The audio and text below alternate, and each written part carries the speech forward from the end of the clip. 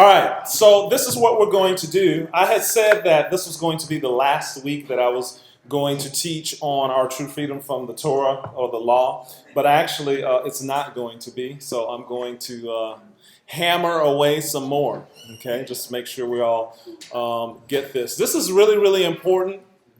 This is very, very important that we understand this. And it has practical ramifications, so today I'll touch a little bit on the practical application, but the next time we meet, when I end this, we will really talk about the practical application of how this is going to benefit us, okay? How this is going to benefit us.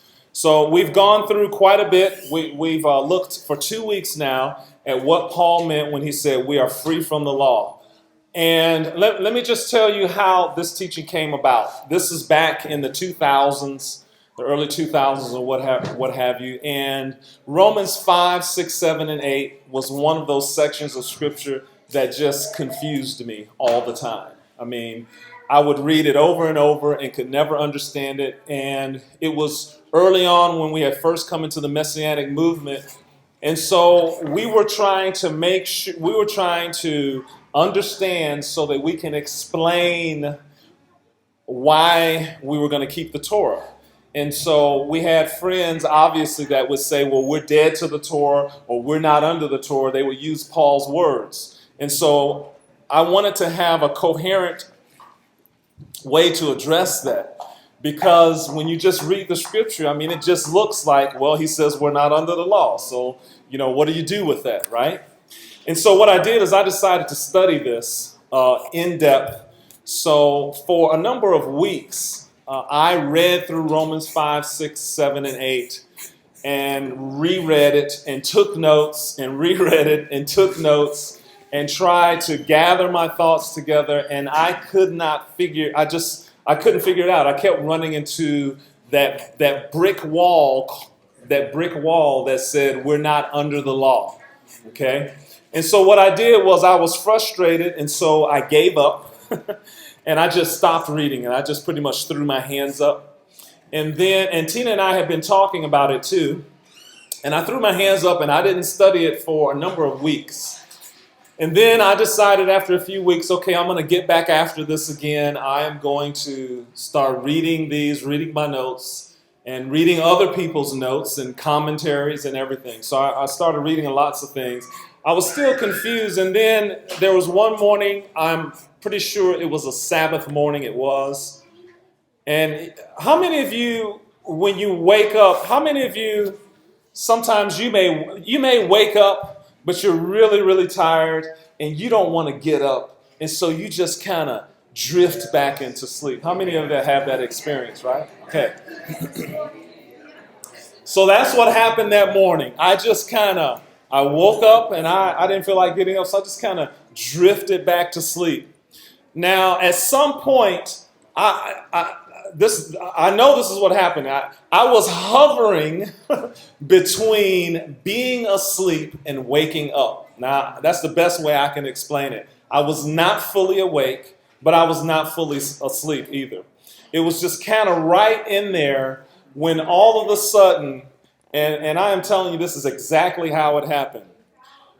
I was hovering between being asleep and being awake, and in 1 second, it was like probably even less than a second, Adonai opened my eyes to see exactly what was going on. I understood everything. The way I know it now, I understood all of what I'm about to teach you in 1 second. In 1 second. I mean, it was like it was a supernatural download.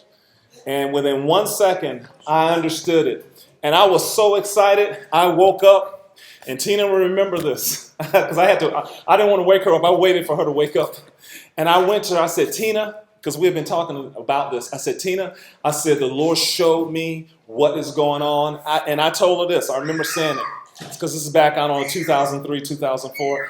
I said, I guarantee you, I said, as sure as I'm who I am, I'm Tony Rock. I said, I guarantee you that when I explain this to you, you will understand it. There won't be any questions. You won't be like, well, I don't know about this. No, you are going to understand this. And that's exactly what happened. I explained it, and she caught it right then and there. Okay, so this whole issue of whether or not we're free from the law, whether or not we're free from the law, or how we're free from the law, is something that's kind of close and dear to my heart, because I know that I spent weeks reading, studying other people's materials, meditating on the scriptures, taking notes, and was totally frustrated, and just pretty much threw my hands up. And then when I tried to do it again, all of a sudden, boom, within 1 second, he put it all together for me. So that's what I want to do. I want to continue. So we've already looked at the fact that in Romans chapter 5, verse 20, Paul said that the law was given so that the offense would increase. In other words, so that sins would increase. And we said that that was pretty unusual. Why would you give a law? Why would you give the law so that sins would increase?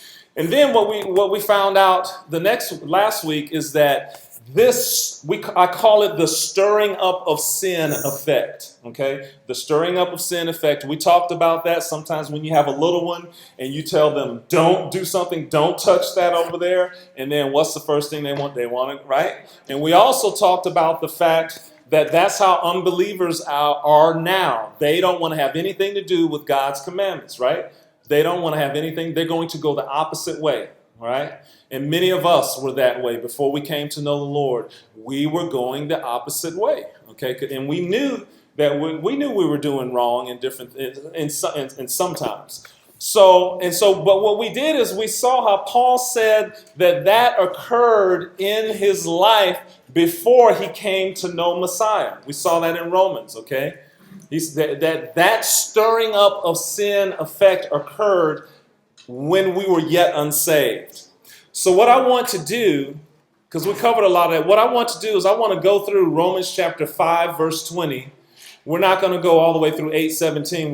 We're going to go through chapter 7, verse 6. So we're going to go from Romans 5:20 to Romans 7:6. We're just going to go through the verses. We're going to look at it and give some commentary as we go. So this is the passage. It all starts in Romans chapter 5, verse 20. I think one of the biggest tragedies is that Romans 6, verse 1 starts at Romans chapter 6 starts where it does. I think if I had just decided where the chapters were going to be divided right at Romans 5:20, that would have been Romans chapter 6, verse 1. And because of the fact that it's in chapter 5, it kind of messes up everything. But we're going to see how that fits in. We're going to see how that fits in. So So what we're going to do is we're going to walk through Romans starting in chapter 5, verse 20. And we're going to look at what I call section 1. Okay? So what I'm going to do is I'm going to walk through this passage, and we're going to look at it at a thematic section at a time. Okay? We're going to look at it as Paul develops his thoughts. In other words, what I want to do is I want to the best of my ability, take you through what I think Paul was thinking by separating this passage up into logical units of thought. Okay? Because whenever we're trying to explain something to someone, we typically, if we're trying to explain something that's a little complicated, we may gather our thoughts together and we'll say, okay, well, first I need to explain this. And then once they understand that, I can do this. And then I can go on to that. And this is what Paul is doing here. And so we want to go through this. So here's the first part. The first part of what Paul is talking about is Romans chapter 5, verse 20 and 21. And remember, in Romans 5, 20 and 21, that's where he says this: moreover, the law entered that the offense might abound. But where sin abounded, grace abounded much more. Okay? So that phrase there, the law entered that the offense might abound. In section 1, that begins section 1. Section 1 ends in Romans 6:14. In Romans 6:14, it says, for sin shall not have dominion over you, for you are not under the law, but under grace. So now let's look specifically at why I say Romans 5:20 and Romans 6:14 are one section. Here's the first reason why. Romans 5:20 and Romans 6:14 are like two bookends, okay? 5:20 to 6:14, they're like two bookends, and here's the reason why. Okay, here's the problem. In Romans 5:20 through 21, Paul explains the problem. The problem is that the law entered that the offense might abound. And it talks about how sin reigned in death. Now, the solution was there, which is grace, the grace of salvation. Okay? But here's the problem, is stated right here in Romans 5:20 through 21. That's the problem. He addresses the problem. He gives you the solution throughout Romans 6, 1 through 13, and he gets to the conclusion in Romans 6:14. You see what I'm saying? So you have a statement of the problem in Romans 5:20. The law entered that sin would increase. He gives you the solution, and then in Romans 6:14, he gives you a summary of the solution. All right, now watch this. This is how we know that Romans 5:20 is the beginning and Romans 6:14 is the end of one complete thought of Paul, because look at the themes that are in Romans 5:20 that reoccur in Romans 6:14. Look at where it says that the offense might abound, but where sin abounded, everything that's in the red right there, as sin reigned in death. It's talking about sin reigning in someone's life. Well, look in Romans 6:14. It says, when we get to the solution, it says, sin shall not have dominion over you. You see? So in Romans 5:20, he talks about how sin was abounding and increasing in people when they weren't saved. He talks about how sin reigned in death. But once he goes through the solution and he comes to his summary statement in Romans 6:14, he says the sin shall not have dominion over you. Okay? Because he talked about the solution in there. We'll get to that later. It also, notice in Romans 5:20, look at the letters in the blue.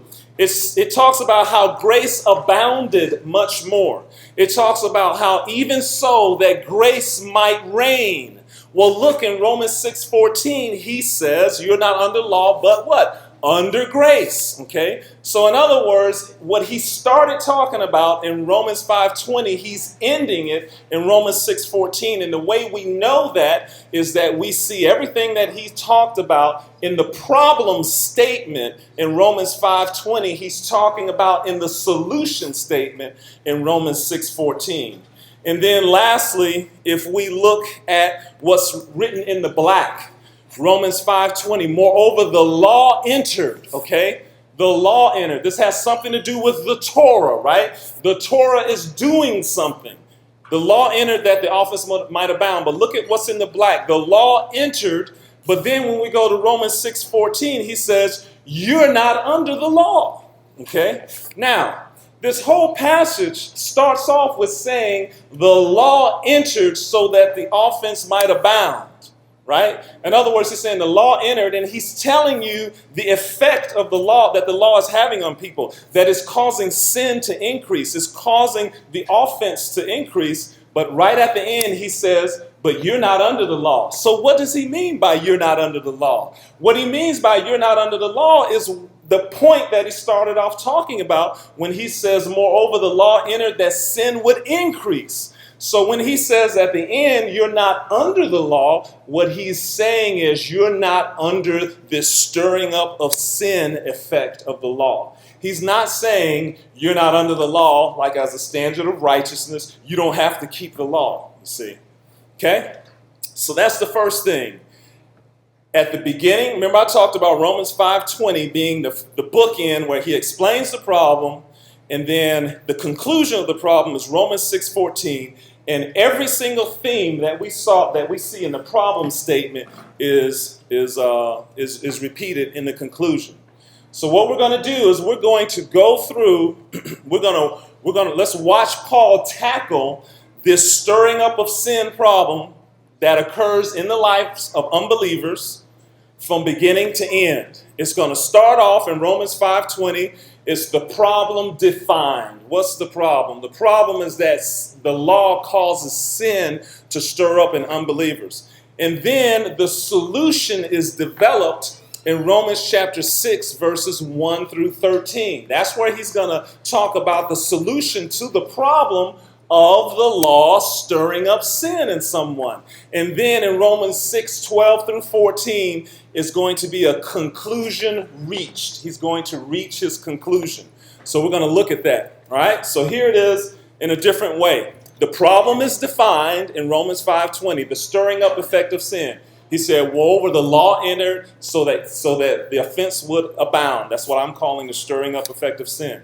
The solution is developed in Romans 6, 1 through 13. And here it is. This is the situation. The reason why the law caused the sin to increase is because of the sinfulness of the people. Okay? It wasn't a problem with the law. It was a problem that we were sinners. Okay, we were sinners. So, here's the solution. Romans 6, 1 through 2. We have died to sin. Okay? That's the way you solve the problem. If the problem is that when the law comes, because of the sin in the individual, the law causes his sin to become even more sinful, the solution is to take away the sin nature out of the person. That way, when the Torah comes and they receive the commandment, there's no sin within them for the Torah to stir up. You see that? Is that making sense to everybody? Is that really okay? Right? If the problem is that because of our sinfulness, when Torah comes to us, instead of wanting to embrace Torah, we want to run away. Then the solution is to take sin out of the person. Okay. So watch what he says here. Romans 6, 1 to 2, we have died to sin. And then Romans 6, 3 through 13 is a detailed explanation of how we have died to sin. So one of the reasons why this is so important is because we need to understand that we have died to sin. Now, I know we still sin, etc., but we need to understand that when God saved us, he did something within our heart where he fundamentally removed the sin nature. We don't have a sin nature anymore. That's not our nature. It's not a sin nature. This is very important because you're going to read, and we'll talk about this in the last teaching, because in one part where Paul is talking about his struggles, some people interpret that to mean our struggle, that we still have a sin nature. We don't have a sin nature. And if we don't know that, and if we don't believe that, then we're not going to act in accordance with that. We're going to always think, well, I'm always going to be this way. I'm always going to have this habitual sin. I'm always going to give in to this. And what God is saying is that he literally took our sin nature out of us. And then in Romans 6, 12 through 14, that is the solution. Verses 12 through 13 is behave appropriately, and then the conclusion. So here we go. Romans 5:20, the law entered that the offense might abound. So we are dealing with one function of the Torah, its ability to stir up sin within an individual. Okay, the stirring up of sin effect. This is Romans 5:20. This is what the problem is. So he's defining the problem right here. Now he's going to develop the solution to the problem. So Romans 6, 1 through 2. Listen what he says. What shall we say then? Shall we continue in sin that grace may abound? He says, certainly not. Here's the key phrase. Look at what he says. How shall we who died to sin live any longer in it? Now look at what he just said there. He said, how can we who have died to sin live any longer in it? So Paul believes that the believer has died to sin. Okay? I mean, this is not just wishful thinking. When we were born again, we literally died to sin. God did something within our hearts that he changed our sin nature. Okay? So we have literally died to sin. And what's the proof? I mean, what is the proof? Your life has been forever changed, has it not? You remember before you were a believer? I remember before I was a believer, right? We talked about this. Everybody in here, at least the adults who weren't brought up in the ways of Adonai, there was a time period in your life where you were against God. You weren't living to please Adonai. You were living to please yourself, just like I was. And we got born again, and guess what? Something happened within us, and we changed. I'm not the same Tony Robinson that existed in 1980, pre-1980, right? Because God fundamentally took sin from within my heart. Now, that doesn't mean that you'll never sin again. It doesn't mean that we're sinless. It means exactly what it means. We are a new creation. We're not the same person. If any man is in Messiah, old things are passed away. What? Behold, all things have become new. That your nature was fundamentally changed. And this is what needed to happen in order for the Torah to not stir up sin within you. Get the sin out of the man. Your life has been changed forever. You're not the same person you used to be. When you got born again, you literally died to sin. Now, verses 3 through 4. So that right there is the solution. In verses 1 through 2, that's the solution. How shall we who died to sin? Paul just said, you know what? You died to sin. Now, you may not know that, but you did. You died to sin when you came into Messiah. Now, in verses 3 to 4, he's going to explain it even more. He says, or do you not know that as many of us as were baptized into Messiah Yeshua were baptized into his death? Now listen to what he says. Therefore we are buried with him through baptism into death. Right? There it is again. Because we died. The old man died when you were born again. Okay? When you were born again, that just as Messiah was raised from the dead by the glory of the Father, even so we should walk in newness of life. So what is this teaching us? We died to sin, and this death to sin is seen in our baptism. That's why baptism is so important. Okay? Because in baptism, you undergo a symbolic death by going under the water, and then you come up out of the water raised in newness of life. It's exactly the same thing what happened in Genesis chapter 1 with the waters, where the earth was under the water, and then the earth came up out of the water. That was the first baptism right there. Okay? The word for baptism in Hebrew, the word for baptism is mikvah, right? Mikvah. In Genesis chapter 1, where it says that the waters covered the earth, right? And then it says on day 3 how the waters were gathered together and dry land appeared. That word there in the Hebrew for gathered, when the waters were gathered together and the dry land appeared, that word for gathered comes from the Hebrew root word kavah. Kavah. So when the waters were gathered and the dry earth appeared, that word gathered comes from the root word kavah. Do you hear that in mikvah? Kavah, mikvah. So see, when the earth came forth out of the water, that was the first picture of baptism that Adonai was giving us of land, earth. What are we made out of? The dirt and the earth coming up out of the water. We died to sin, but our death has a purpose. So this passage is telling us again, we were buried with Messiah through baptism into death. But it tells us why we died. We died so that we should walk in newness of life. Okay? So that we should not live the way we lived before. All right? So Paul is going to continue to explain this in Romans 6, 5 through 6. For if we have, so this is all part of the solution to the problem of when the law came, the offense increased. The offense increased because of the sinfulness in our hearts and our unregenerated state. The solution is that old man who is sinful needs to die. Once he's out of the way and he's dead, then the law doesn't have that stirring up a sin effect, right? So Romans 5, 6. He says, for if we have been united together in the likeness of his death, there it is again, something within us died, and we now know it's the old man, certainly we shall be in the likeness of his resurrection. In other words, just as he died, in other words, Yeshua is the pattern that we are to follow. His life is a pattern. He died, we died. He rose to life, we rise to life. Okay? So certainly we shall be in the likeness of his resurrection, knowing this. So see, we need to know this. We need to know this, and we need to believe this. Knowing this, that our old man was crucified with him. Okay? The old man is crucified. The old Tony Robinson The old Adam Fullwood is dead. The sinner, right? The one you talked to me about your life before Christ. It wasn't pretty, was it? Right? It's not the same. Now we still sin, right? But fundamentally, I want to follow Adonai. I am not like what I used to be. I wasn't going to read my Bible. I wasn't going to do, if smoking dope and things like that. I was doing that. Okay, right?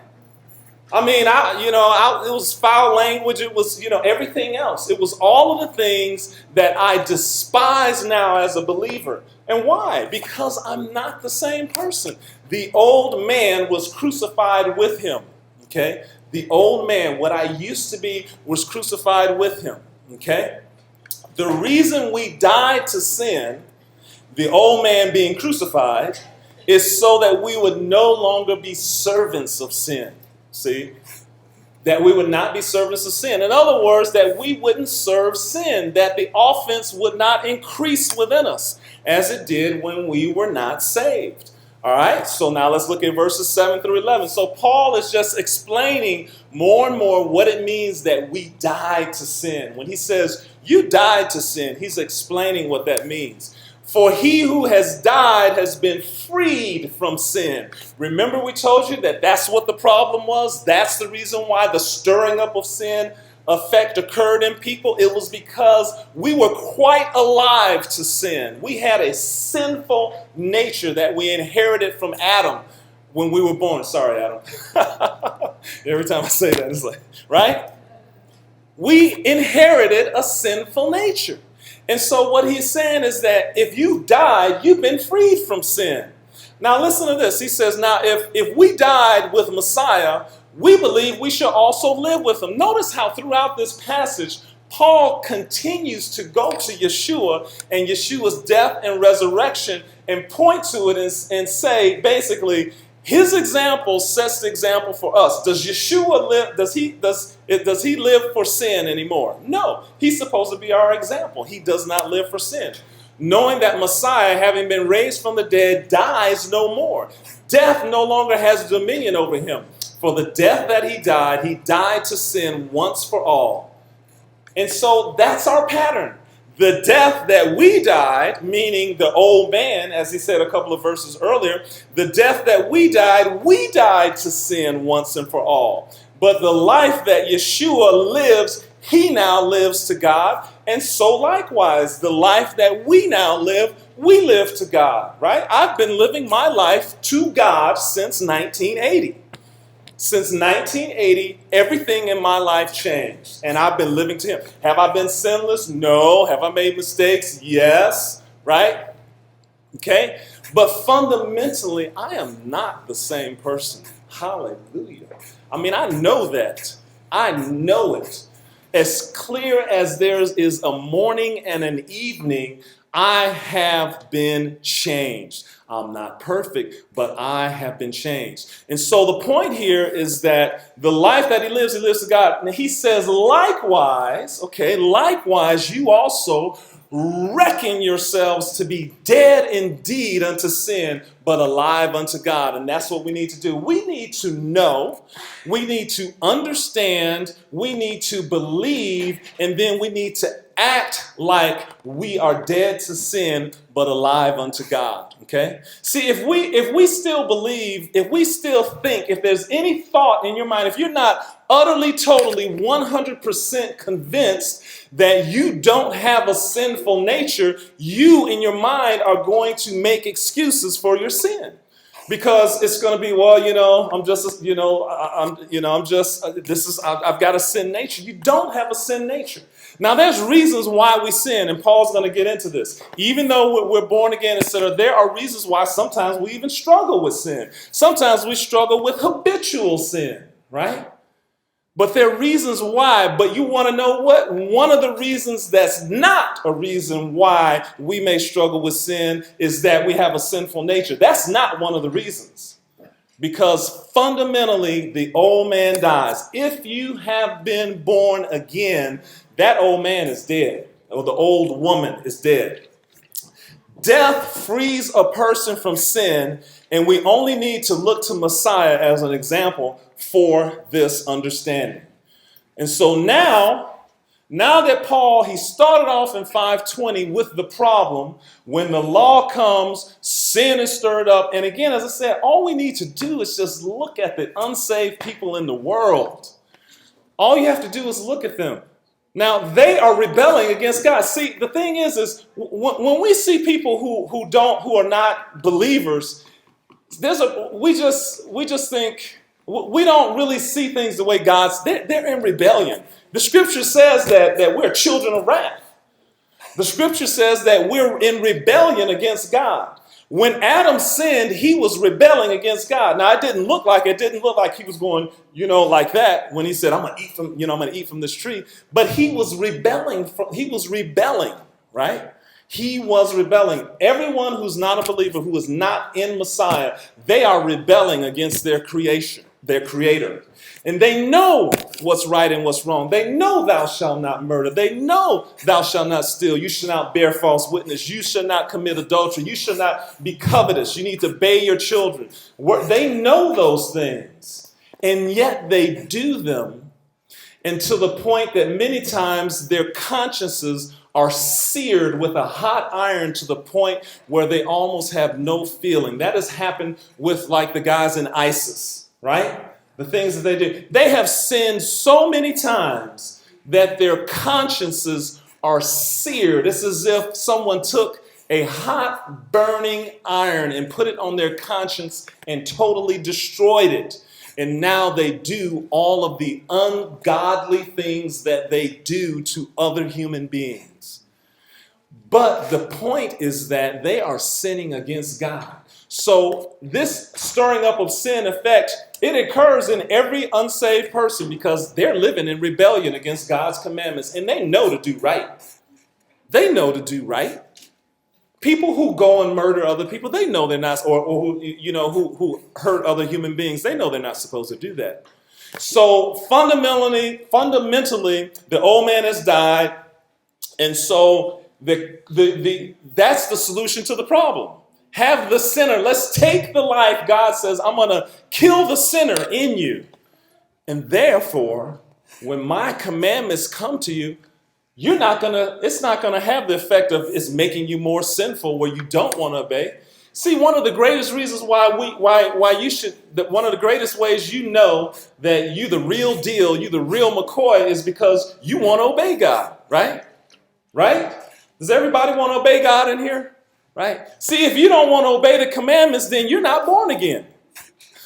Right? That's just the bottom line. No matter how old you are, no matter how young you are, if you read the Bible or if you listen to people talk to you about the Bible and you don't want to do what it says, then you are not born again. But if when you hear God's word, your heart is to obey him and to follow him and to do the things that he says to do, that's the proof right there. Because when his word comes to you, it's not stirring you up to go the opposite direction. Before I was in Messiah, when God's word came to me, I went the opposite direction. Okay? And now I'm not. Romans 6:12-14, then he's summarizing what he began in Romans 5:20. So here's the other bookend. He started off talking about how sin increased because of the Torah, and now he says he's given the solution. You need to die to sin, take care of the sinner, get him out of the way. Therefore, do not let sin reign in your mortal body. Right? He's saying, look, you've died to sin. Sin doesn't hold its grip on you anymore. You are no longer a slave of sin. You are no longer a servant of sin. Therefore, do not let sin reign in your mortal body. That makes sense, right? It's just all logical. It's all logical. You are not a servant of sin anymore. Therefore, do not let sin reign in your mortal body, that you should obey it in its lust, and do not present your members as instruments of unrighteousness to sin, but present yourselves to God as being alive from the dead, and your members as instruments of righteousness of God. And then here is the final conclusion right here. Why can't we do that? Why is it that in Romans 5:20, when the law came, it stirred up sin within us? And why was that? Because we were sinners, but now the old man has died. And so now God can say, for sin shall not have dominion over you. Why not? Because you are not under the law. Meaning you are not under this stirring up of sin effect of the law. That's what Paul is saying. The whole context is all through Romans 6 and 7. He's talking about the stirring up of sin effect. Do not let sin reign in your mortal body. That equals do not give in to the stirring up of sin effect. You don't have to because it's not within you. You are not under the law, meaning you are not under its stirring up of sin effect as presented in Romans 5:20. Okay? So that's the first section right there. Romans 5:20 through 6:14. So Paul's logical progression. Paul has shown that Adonai's solution for the stirring up of sin effect in Romans 5:20 has two parts. There's two parts that are connected in a cause and effect relationship, okay? The stirring up of sin, the solution for the stirring up of sin problem, the stirring up of sin effect, it has two parts that are connected in a cause and effect relationship. So let's look at that. What's the cause? The solution revolves around changing your nature by removing sin from within you. And when I say by removing sin from within us, I mean our sinful nature, our unregenerated heart, the old man, the uncircumcised heart, the person that wasn't born again, all of the different metaphors that Adonai uses in the scripture to describe the unregenerated state before we come to know Messiah. He says it all involves changing that, okay? So if let's just stick with uncircumcised heart. Before we come to Messiah, we have an uncircumcised heart. The solution first involves a cause, which is he's going to take that uncircumcised heart and he's going to make it a circumcised heart. All these biblical metaphors describe the act of Adonai changing the human heart so that it is no longer bent on sinning and rebelling against him. And the greatest proof of that is the fact that you guys are sitting in here tonight instead of out in a bar or some other place right now. That's the greatest proof of it right there. And you're here willingly, right? Listen to me spout off. All right? All right. So remember, the solution has two parts, a cause and effect part. The solution, here's the cause part. Remove sin from within the person. How did he say that? How shall we who died to sin live any longer in it? He also said, for he who has died has been freed from sin. That's the first part. That's the cause. Remove the sin from the person. Now here's the effect. Here's the effect part of the solution. Once you remove the sin out of someone, we have been freed from the Torah's stirring up of sin effect because the sin is gone. There's nothing to like react with the Torah to cause sin to increase because we've fundamentally changed our nature. For sin shall not have dominion over you. It's not going to have dominion. Why? Because you're not under the law. Those two things. So that's what Paul does in Romans 5:20 through 6:14. He gives you the solution to the problem, right? Take away the sin, and he comes to the conclusion, you're not under the law. Okay? Now, Paul spent Romans 6:1 through 13 describing the cause part of the solution of the stirring up of sin effect, right? The cause part, taking care of that sin nature. He introduces the effect part of the solution to the stirring up of sin in Romans 6:14. So remember in Romans 6:14, he came to the part where he says, you are not under the law, okay? That's the effect. The effect of you not being a sinner, the effect of me not being a sinner is that we're not under this stirring up of sin effect of the Torah. But now guess what? Once he made that statement, he makes that statement in Romans 6:14. Romans starting in verse 12. Therefore, do not let sin reign in your mortal body, that you should obey it in its lusts, and do not present your members as instruments of unrighteousness to sin, but present yourselves to God as being free from the dead. See how all this is like a conclusion? He's like, look, don't, therefore, right? Verse 12, he says, therefore, because he presented the solution in verses 1 through 11. So now the conclusion. Therefore, you're not a sinner anymore. Don't let sin reign in your mortal body. Verse 13, and do not present your members as instruments of unrighteousness, but present yourselves to God as being alive from the dead, and your members as instruments of righteousness to God. And then the final concluding statement, for sin shall not have dominion over you. Why? Because you are not under the law, under the stirring up of sin, effective law. You're under grace. That's why. But guess what? He says that, but he doesn't, there's no explanation of what he means. He doesn't, if you look in verse 15, he doesn't start explaining what he meant by you're not under the law. Watch this. So, in other words, up until verse 14, he's been dealing with the part of the solution that has to do with removing sin from us. So all of Romans chapter 6, 1 through 13 has all been about that part of getting sin out of us dying. Now in verse 14, he drops this other part of the solution on us, which is you are not under the law. Well, Paul, can you explain what that means? Can you explain to me what you mean by you're not under the law? So he drops it in verse 14. You would think that he would explain it. Let me show you what I'm talking about. Go back to Romans 6:1. What shall we say then? Shall we continue in sin that grace may abound? All right?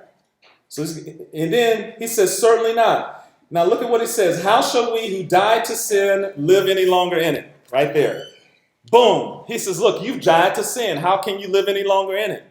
And then what does he do? We just walk through it. Then he explains all what he means by you died to sin, right? Remember, we went through that verse by verse. So in verses 1 through 2, he says, boom, you're free from sin.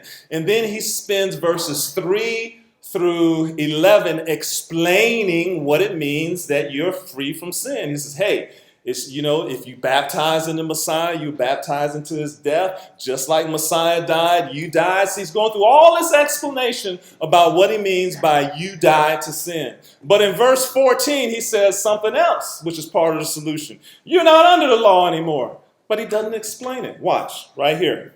If we look in verse 15, he's going to start. What shall we say then? Shall we sin because we're not under the law but under grace? Certainly not.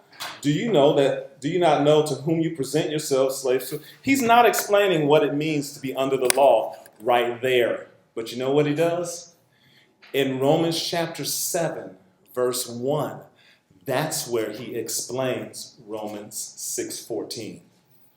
Logically, would it not be a good idea to go into further explanation of what it means that we're not under the law right after verse 14? I mean, right after verse 14, when he says we're not under the law, the next verse, verse 15, it'd be a good place for Paul to say, okay, now this is what I mean about that, just like he did with the sin part. But he didn't. And we're gonna look at that. So here's this progression. So what happens is from Romans chapter 6, verse 15 through verse 23, he talks about something else. So in verse 14, you're not under the law. And you'd expect him to explain that. He doesn't. He goes off into something else from verses 15 through 23. But in Romans chapter 7, verses 1 through 6, that's where he explains what he means by you're not under the law. Okay? But under grace. So what we see is that Paul takes a small detour in Romans. And that is Romans 6, 15 through 23 is a detour. And then he gets back on topic in Romans 7, 1 by explaining what he meant by what he said in chapter 6, verse 14, when he says you're not under the law. He doesn't explain it until Romans chapter 7, verse 1. So here it is. Romans 5:20, you define the problem, stirring up affects sin. Romans 6, 1 through 11, you define and develop or explain the solution. We died to Messiah. Romans 6, 3 through verse 12, No, that should say Romans 6:12 through 14 is the final conclusion of the part of, that you're not under the law. Now, Romans 6:15 through 23 is a detour, and then Romans 7:1 through 6, he develops what he means by you're not under the law. So let's deal with verses 15 through 23. The detour is this. Here's the detour. And it all has to do with what he says in verse 15. He says, what then? Shall we sin because we're not under the law but under grace? Here's the detour. What he wants to explain here, he's like, look, you're not under the law, right? That means you're not under this stirring up of sin effect. So he's like, well, if you're not under that effect, then you shouldn't be sinning, right? Verse 15, what shall we say then? Shall we sin because we're not under the law but under grace? He says, certainly not. He says, and then what he does is he explains this. Because he says you're not under the law, right? He says you're not under the stirring up of effect of sin.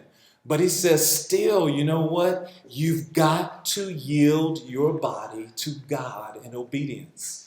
In other words, even though we're not under the stirring up of sin effect of the law, if we don't yield ourselves to God in obedience, it will be as if we are under the law, because sin begets more sin. Okay? So in other words, what I'm saying is that Paul is taking the opportunity in verses 15 to 23 to say, look, you are free from the law. You're not under this stirring up of effect sin of the law, but that doesn't mean that you're home free. You got to yield your body to God. That's what that's all about. That whole section. I'm not going to read that section, but if you go home and you read, he's basically saying, look, you are a slave to whoever you obey. So even though you don't have the stirring up of sin effect acting in your life, if you yield yourself to sin, then you're going to become sinful. Just like the unbeliever, where the Torah stirs up sin within them, right? Okay, so let's go to Romans 7:1, because in Romans 7:1, this is where, remember in Romans 6:14, where he says, sin shall not have dominion over you, for you are not under the law. Now he's going to explain what he means by you are not under the law. Now Paul will pick up where he left off in Romans 6:14 by giving an explanation of what it means to not be under the law. And so here it is in outline form right here. Right? So he defines the problem in Romans 5:20. We've seen that. He goes through Romans 6:1 through 13, talks about the solution, and he gives the solution in Romans 6:14. You're not under the law. Now in Romans 7 verse 1, he's going to explain the solution. He's going to do it in two steps. He's going to do it in Romans 7:1 through 3. And in Romans chapter 7:1 through 3, he's going to do some explanation. And then in Romans 7:4 through 6, he's going to reach another conclusion. So let's look at that. All right, here's the problem. The law came in so that the offense would increase. We're dealing with one function of the Torah. All right. Romans 6:5 through 6. The reason why we died to sin is so that we already talked about that. I didn't even want to put that there. That shouldn't have been there. All right, so Romans 6:14, we've identified that sin is not going to have any dominion over you. Why? Because you're not under the law. So let's get to the solution. I should have said those two slides weren't supposed to be in there. All right. So here's where he's explaining what it means to not be under the law. And once we look at it, it's going to make perfect sense, right? Now, he says, or do you not know, brethren, for I speak to those who know the Torah, that the Torah has dominion over a man as long as he lives, right? He says the Torah has dominion over someone. In other words, you're under the law as long as you live. For the woman who has a husband is bound by the law of her husband as long as he lives. Right? So as long as her husband is alive, she's under that law of marriage. So what we learn here is that the Torah is effective when someone is alive, right? When you're alive, that's what he's saying here. And the woman is bound by the law, or she's under the law, as long as her husband lives. Now, let's look at Romans 7, 2b through 3. Look at what it says. But if the husband dies, she is released from the law of her husband. So then, if while her husband lives, she marries another man, she will be called an adulteress. But if her husband dies, she is free from the law. Right there. See, he's explaining to us right now what it means to not be under the law. Because what he's saying is that when you're alive, when that woman's alive, she is under the law of marriage to her husband. But once a death occurs, she is not under that law of marriage to her husband, right? When the death occurs. In other words, death frees a person from the law of marriage, right? And the woman is freed from the law of marriage when her husband dies. Now, here's the conclusion. Therefore, my brethren, you have also become dead to the Torah. Why? Because you died. You see the example that he's given here? You see everyone following me here? And we already saw, because what he's saying is like, look, I'm going to give you an example of what it means to be freed from the Torah. I'm going to give you an example of what it means to be not under the Torah. Because remember in chapter 6, verse 14, that's where he introduced the phrase, we are not under the law. Now he's explaining it in Romans 7, 1 through 6. And so what he's giving an example of the woman to apply to us and how we're free from the law. As long as the husband is alive, living, she's bound or under that law of marriage. But as soon as he dies, she is no longer under the law of marriage. It's the same thing that happened with us. When we die, when the old man dies, we are not under that aspect of the Torah of the law, which was the stirring up of sin effect. All right? Sorry. Yes. I can see though where some people would think that it can sound like the Torah had died. Mm-hmm.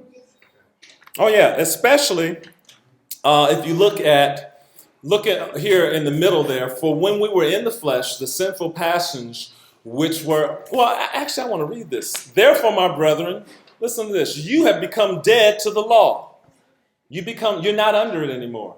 Why? Because you died. Just like if that woman dies, she's no longer under the law of marriage. You died, the old man died, so you're not under the law. Through the body of Messiah, that you may be married to another, to him who was raised from the dead, that we should bear fruit to God. Now look at this right here. Because this is here again, he's going to bring back to our remembrance what aspect of the Torah we're died to. For when we were in the flesh, the sinful passions which were aroused by the law were at work in our body to bear fruit unto death. That's Romans 5:20 right there. Moreover, the law came so that sin would increase. That's what he's explaining right there. Everybody see that? In Romans 5:20, where he says the law came that sin would increase, he's giving you an explanation of Romans 5:20 right here. For when we were in the flesh, the sinful passions which were aroused by the Torah were at work in our members. And look at what he says. But we have been delivered from the law. Well, what aspect of the law? The one he just gave right here. Its ability to arouse sinful passions within us. It's all over the place. It is all over the place. And it is amazing. It is amazing. All right? So, his conclusion has been reached. We have become dead to the Torah, and we have been delivered from the Torah. Why? Where is the death? Remember Romans 6, 1 through 3. What shall we say then? Shall we continue in sin that grace may abound? Certainly not. How shall we who died to sin live any longer in it? We died to sin, right? And once you die, just like the husband who dies, you're free from the Torah. The woman is free from the Torah of marriage. Therefore, you have become dead to the law And then he tells you which aspect of the law we're talking about in the red, the sinful passions which were aroused by the law. See, that's the law doing something right there. But he says, but you've been delivered from the law. All right? It's very beautiful. It's very, very beautiful. All right? But you have been delivered from the law. Now, here's a verse right here. Look at this, the blue and the red here. But now we have been delivered from the law, having died to what we were held by. Now, right there, he says, but we have been delivered from the law. Look at what he says, having died to what we were held by. What did we die to that we were held by? Sin. That's it.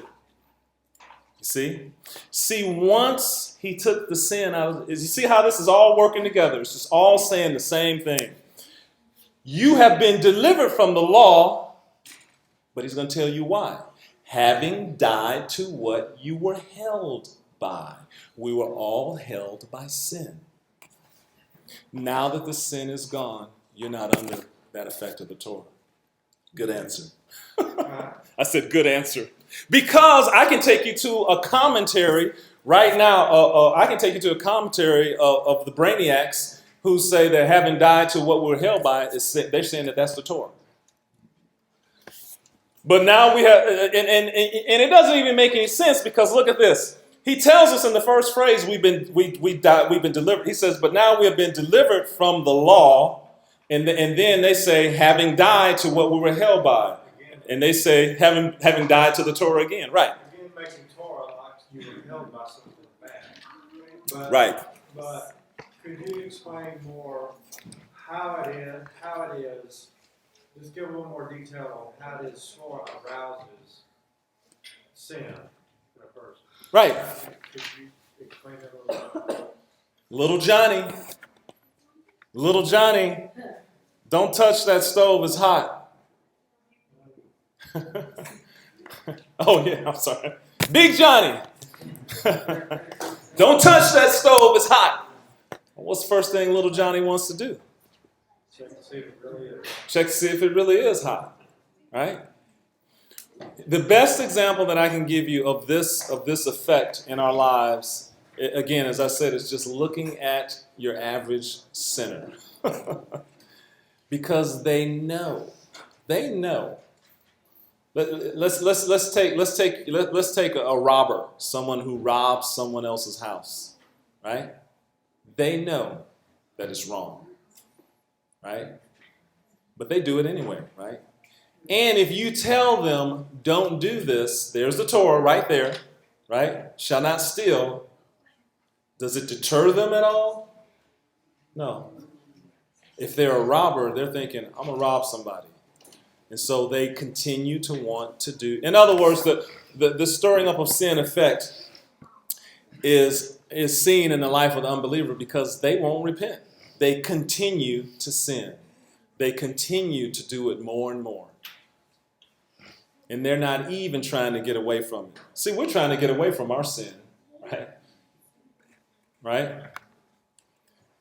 Okay. So here's the last thing here. Here's the beauty of Paul's example of marriage. So here's the beauty of it. In Romans 7, 1 through 2, the law is in it. He uses the example of the woman married to a man and shows how she is under that law while he's alive, during life. Now, Romans 5:20 says that we're under the law. We're under that stirring up of effects, sin of the law, while we are alive in sin, right? We used to be alive, but we were different people.